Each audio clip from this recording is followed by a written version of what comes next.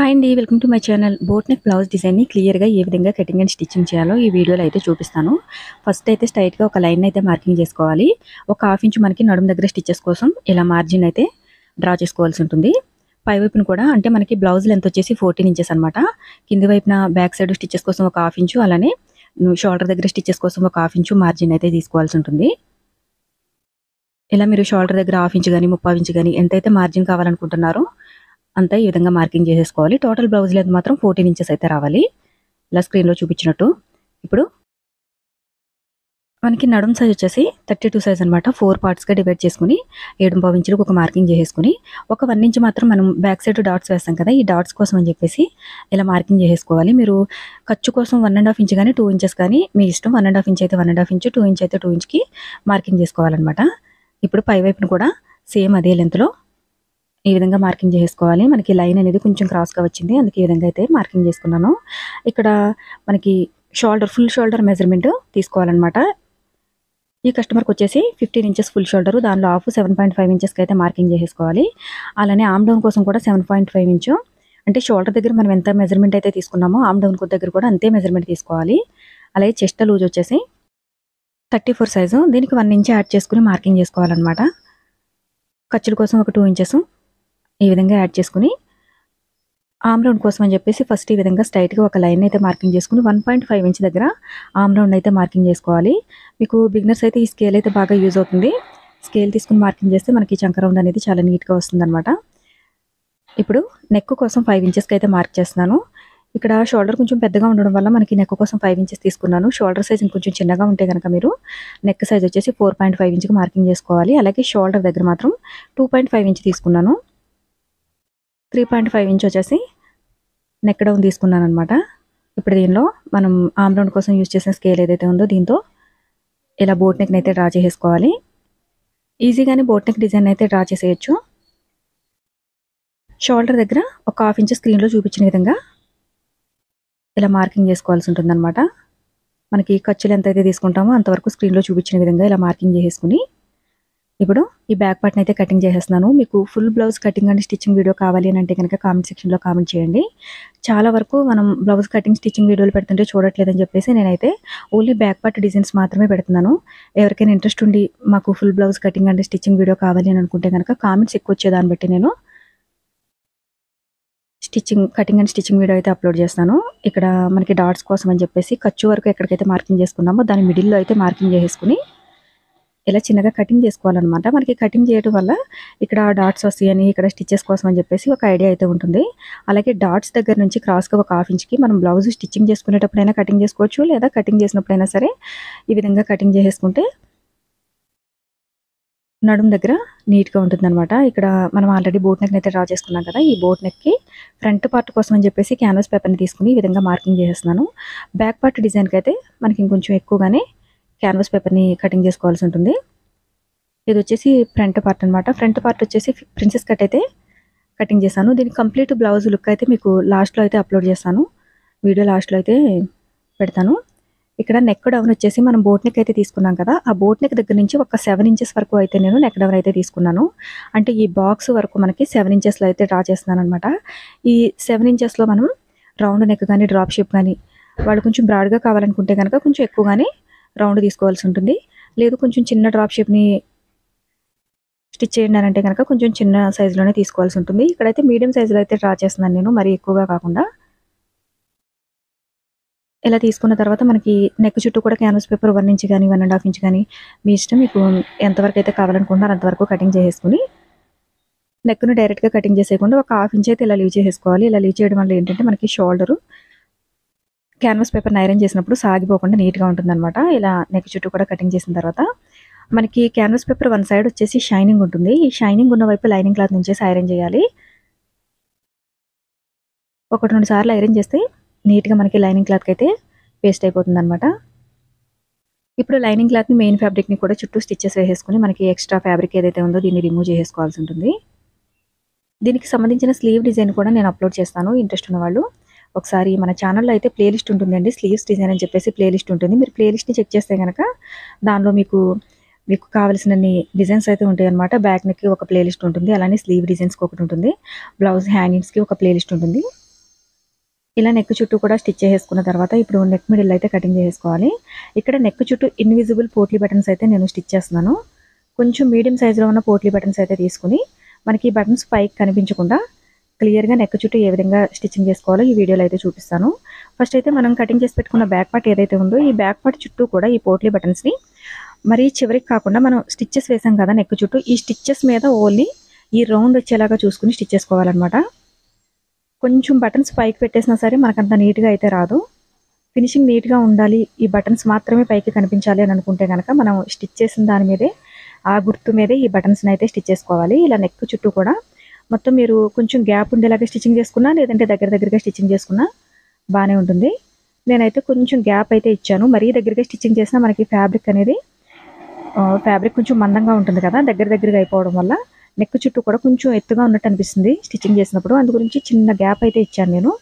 ఒక్కొక్క బటన్కి మిడిల్లో చిన్నగా గ్యాప్ అయితే ఇచ్చాను. మీరు కావాలనుకుంటే కనుక బోట్ నెక్ చుట్టూ కూడా ఈ పోట్లీ బటన్స్ని అయితే స్టిచ్చింగ్ చేసుకోవచ్చు. నేనైతే ఓన్లీ పాట్ నెక్ చుట్టూ మాత్రమే స్టిచ్చింగ్ చేస్తున్నాను. కంప్లీట్గా స్టిచ్చింగ్ చేయాలనుకుంటే కనుక స్టార్టింగ్ నుంచి కూడా స్టిచ్చింగ్ చేసేయచ్చు అనమాట.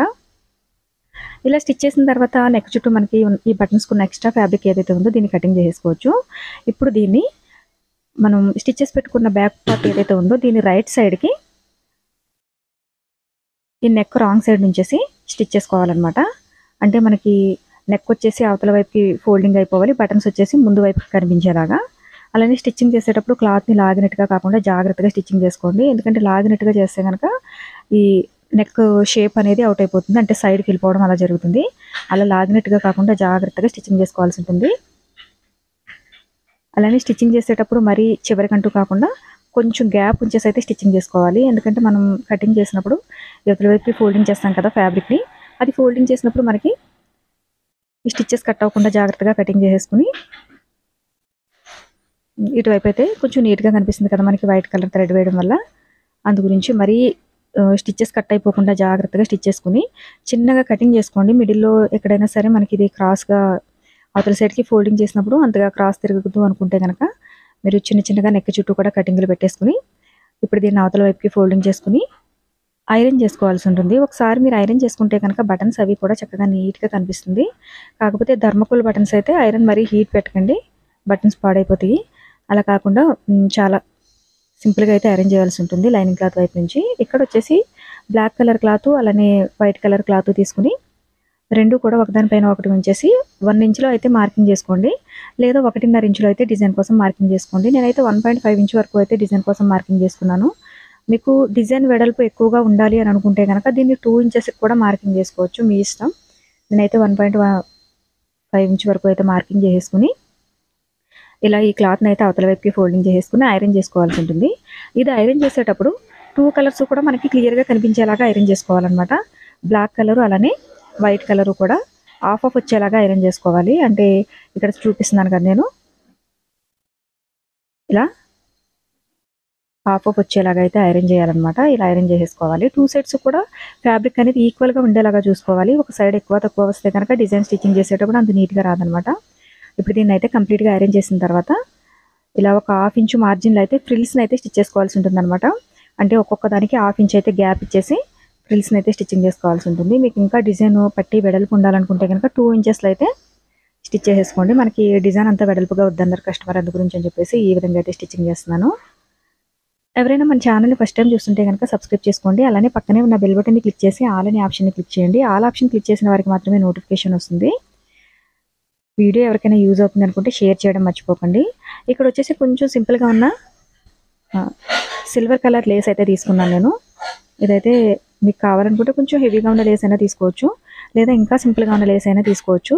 మనకి ఎప్పుడైనా సరే పోట్లీ బటన్స్ని స్టిచ్చింగ్ చేసినప్పుడు ఆ బటన్స్ కొంచెం పైకి వచ్చినట్టుగా అనిపిస్తే కనుక నెక్ చుట్టూ ఈ లేస్తో కవర్ చేస్తే కనుక అసలు మనకి బటన్స్ అనేవి చాలా నీట్గా వస్తుంది. ఇక్కడైతే అక్కడక్కడ కొన్ని బటన్స్ అయితే కొంచెం పైకి వచ్చినట్టు అనిపించింది కదా, అందు గురించి నేను లేస్తో అయితే కవర్ చేసేస్తున్నాను. ఇలా కవర్ చేసేస్తే మనకి డిజైన్ అనేది నీట్గా ఉంటుంది. ఎక్కడైనా చిన్న మిస్టేక్స్ ఏవైనా బిగినర్స్ ఎవరైనా చేసినా సరే ఈ విధంగా అయితే కవర్ చేసుకుంటే మనకి చాలా నీట్గా కనిపిస్తుంది అనమాట బ్లౌజ్ డిజైన్ అనేది. ఈ పోట్లీ బటన్ స్టిచ్చింగ్ చేసేటప్పుడు మ్యాక్సిమం సింగిల్ పాదం అయితే యూజ్ చేయండి. సింగిల్ పాదం యూజ్ చేస్తే మనకి బటన్స్ జరిగిపోకుండా నీట్గా అయితే స్టిచ్చింగ్ చేస్తుంది. అలా కాకుండా డబుల్ పాదం అయితే ఎక్కడో 1-2 చోట్లైనా సరే ఈ బటన్స్ అనేవి కొంచెం అటు ఇటుగా జరిగిపోతాయి అనమాట. ఇప్పుడు మనం ఆల్రెడీ స్టిచ్ చేసి పెట్టుకున్న డిజైన్ ఏదైతే ఉందో ఈ డిజైన్ని స్క్రీన్‌లో చూపించిన విధంగా నెక్ చుట్టూ అయితే స్టిచ్చింగ్ చేసేసుకోవాలి. ఇలా స్టిచ్చింగ్ చేసుకునేటప్పుడు మీరు మిడిల్‌లో వచ్చేలాగా చూసుకోండి స్టిచ్చింగు. కొంచెం అటు ఇటు జరిగినా సరే మనకి కంప్లీట్‌గా బీడ్స్‌ని స్టిచ్చింగ్ చేసేటప్పుడు అంటే బ్లౌజ్ ఫైనల్‌గా మనం బీడ్స్‌ని అయితే స్టిచ్చింగ్ చేస్తాం కదా! ఆ బీడ్స్‌ని స్టిచ్చింగ్ చేసినప్పుడు ఏమవుతుందంటే ఒక సైడ్ కొంచెం పెద్దగా, ఒక సైడ్ కొంచెం చిన్నగా వస్తుందనమాట. అలా రాకుండా ఉండాలి అని అనుకుంటే గనక మనం మిడిల్‌లో మాత్రమే స్టిచ్చింగ్ చేసేలాగా చూసుకోవాలి. ఇలా నెక్ ఎండింగ్‌కొచ్చేసరికి స్క్రీన్‌లో చూపించిన విధంగా ఇలా 2 సైడ్స్ కూడా స్టిచ్ చేసేసుకోవాల్సి ఉంటుందనమాట. అంటే మనకి ఫ్రిల్స్ ఎక్కడ కూడా కనిపించకుండా నీట్‌గా ఈ విధంగా అయితే స్టిచ్చింగ్ చేసేసుకొని, ఇప్పుడు దీనికి బీడ్స్‌ని గానీ, లేదంటే మీకు ఒకవేళ బీడ్స్ స్టిచ్చింగ్ చేసుకోవడంలో ఇష్టం లేకపోతే గనక డైరెక్ట్‌గా మిడిల్‌లో ఒక లేస్‌ని స్టిచ్చింగ్ చేసేసినా సరిపోతుంది. ఇక్కడొచ్చేసి పైపింగ్ భాగం తీసేసుకొని నేను థ్రెడ్ పైపింగ్ అయితే చేసేస్తున్నాను. ఎందుకంటే మనకి ప్రిన్సెస్ కట్‌కి అలానే నడుము దగ్గర మొత్తం ఫ్రంట్ పార్ట్ కూడా నెక్ చుట్టూ కూడా మనం పైపింగ్ చేసుకోవాలి కదా! అందు గురించి అని చెప్పేసి సింగిల్ పాదం అయితే తీసుకున్నాను. మీకు లెఫ్ట్ సైడ్ గానీ, రైట్ సైడ్ గానీ ఏ పాదం అలవాటైతే ఆ పాదం తీసుకొని ఈ విధంగా అయితే ఒక హాఫ్ ఇంచ్ గ్యాప్ ఉండేలాగైతే స్టిచ్చింగ్ చేసేసుకోండి. ఆల్రెడీ క్రాస్‌గా కటింగ్ చేసి పెట్టుకున్న లైనింగ్ క్లాత్ ఏదైతే ఉందో ఆ లైనింగ్ క్లాత్‌కి ఈ విధంగా అయితే నేను పైపింగ్‌ని అయితే చేసేస్తున్నాను. అంటే నడుము దగ్గర పైపింగ్ కోసం అని చెప్పేసి ఈ విధంగా స్టిచ్ చేసేసుకున్నాననమాట. ఇలా స్టిచ్ చేసుకున్న తర్వాత ఎక్స్ట్రా ఫ్యాబ్రిక్ ఏదైనా ఉంటే కటింగ్ చేసేసుకొని ఓన్లీ హాఫ్ ఇంచ్ మార్జిన్‌లో అయితే స్టిచ్చింగ్ చేసుకోవాలండి. ఎందుకంటే మనకి మరి పైపింగ్‌కి మనం తీసుకునేది నార్మల్‌గా నడుము దగ్గర స్టిచెస్ కోసమైనా హాఫ్ ఇంచ్ మార్జిన్ తీసుకుంటాం కదా! ఎంత మార్జిన్ అయితే తీసుకున్నామో అంత మార్జిన్ వరకే స్టిచెస్ వేసుకోవాల్సి ఉంటుంది.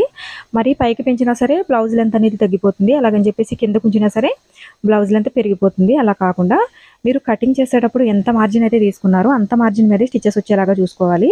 ఇలా నడుము దగ్గరనే కాదు షోల్డర్ దగ్గరైనా సరే, ఎక్కడైనా సరే స్టిచెస్ కోసం మనం ఎంత ప్లేస్ అయితే తీసుకున్నామో ఆ ప్లేస్ కంపల్సరీ స్టిచెస్ కోసం యూజ్ చేసుకోవాలి. మరి పెద్దగా చేయకూడదు, అలానే చిన్నగా స్టిచ్చింగ్ చేయకూడదు. ఇప్పుడు ఈ పైపింగ్‌ని స్క్రీన్‌లో చూపించిన విధంగా కాటన్ క్లాత్‌ని అయితే ఈ విధంగా ఫోల్డింగ్ చేసేసి, మనకి ఎక్స్ట్రా ఫ్యాబ్రిక్ ఉంటే బ్యాక్ సైడ్ రిమూవ్ చేసేసుకొని, పైవైపు ఒక స్టిచ్చింగ్ వేసేసుకొని హెమ్మింగ్ చేసేసుకున్నా సరిపోతుంది. లేదంటే గనక డబుల్ స్టిచ్చింగ్ వేసేసుకుంటే ఇంక మీకు హెమ్మింగ్ చేసే పని కూడా ఉండదు. పైపింగ్ కూడా మనకి క్లాత్ ఎక్స్ట్రాగా ఉన్నట్టు ఇదేమీ కనబడకుండా, దానికి మళ్ళీ మనం పైపింగ్ చేయకుండా చాలా నీట్‌గా ఉంటుందనమాట. ఈ విధంగా ట్రై చేయండి. షోల్డర్ దగ్గర వచ్చేసి నేను ఆల్రెడీ ఫ్రంట్ పార్ట్ అయితే స్టిచ్చింగ్ చేసేసాను. ఆ ఫ్రంట్ పార్ట్‌ని అయితే ఈ విధంగా అయితే స్టిచ్చింగ్ చేసేస్తున్నాను. ఇలా 2 సైడ్స్ కూడా స్టిచ్చింగ్ చేసేసిన తర్వాత మనకి పైపింగ్ అయితే ఈ విధంగా చేశాననమాట. ప్రిన్సెస్ కట్ స్టిచ్చింగ్ చేసేసి శుభ్రంగా పైపింగ్ అయితే ఈ విధంగా చేశాను. వీడియో నచ్చితే లైక్ చేయండి, షేర్ చేయండి. దీనికి సంబంధించిన స్లీవ్ డిజైన్స్ వీడియో కూడా అప్లోడ్ చేస్తాను. Thanks for watching.